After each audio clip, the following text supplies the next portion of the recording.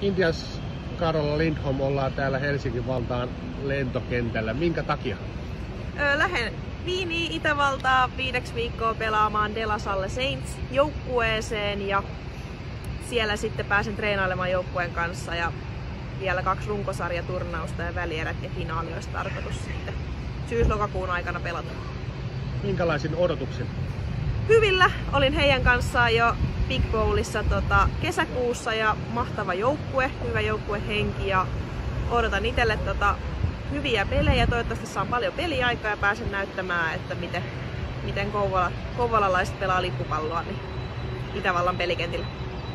Onko jonkinlaisia tavoitteita, henkilökohtaisia tavoitteita? Puolustuksessa ainakin 1 interi ja hyökkäyksessä, jos pari maalia pääsisi skoraamaan, niin olisi huippujuttu. Minkä tasoinen joukkue tämä De La Salle on?